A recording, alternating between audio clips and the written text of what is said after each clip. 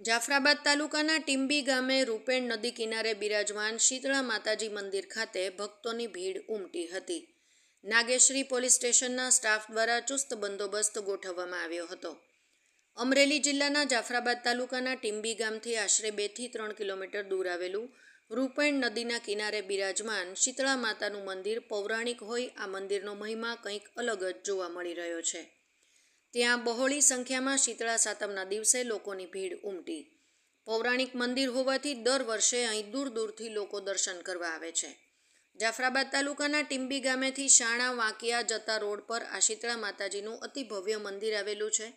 ડુંગરોની ગોદમાં બિરાજમાન માતાજીના મંદિરનો અનેરો લાવો લેવા લોકો ઉમટી પડે છે। શીતળા માતાજી મંદિર ખાતે પક્ષીઓનો કલરવ સંભળાય ત્યાં રૂપેણ નદીના ખળખળ વહેતા નીરનો અવાજ સંભળાય છે। આજે શ્રાવણ વદ સાતમના દિવસે શીતળા માતાજીના દર્શન કરવા માટે લોકો અહીંયા આવે છે। અહીંયા મેળો ભરાય અને માતાજીના દર્શન કરવા ટીંબી ગામના લોકો અને આજુબાજુના ગામડાઓમાંથી લોકો ઉમટી પડે છે। આ મંદિરના મહંત શ્રી શરણગીરી બાપુની અનેરી સેવા જોવા મળે છે। આ મંદિર ખાતે આજુબાજુના લોકોની દર્શન માટે ભારે ભીડ જોવા મળે છે। નાગેશ્રી પોલીસ સ્ટેશનના સ્ટાફ દ્વારા ચુસ્ત બંદોબસ્ત ગોઠવવામાં આવ્યો હતો। રિપોર્ટર મુકેશ ડાભી, જાફરાબાદ, અમરેલી। મારું નામ નાથાભાઈ ભાલાળા, ટીંબી તાલુકા પંચાયત સદસ્ય શ્રી પ્રતિનિધિ।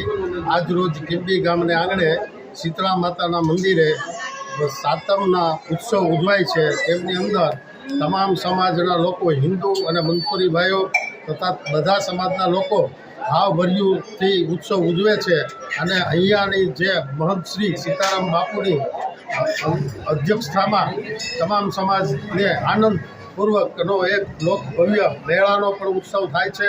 નાના મોટા બાળકો, બહેનો, ભાઈઓ અને તથા જે શ્રદ્ધાળુ લોકોને શાંતિ અપાવે એવું એક સ્વધામ શીતળા માતાનું મંદિર છે।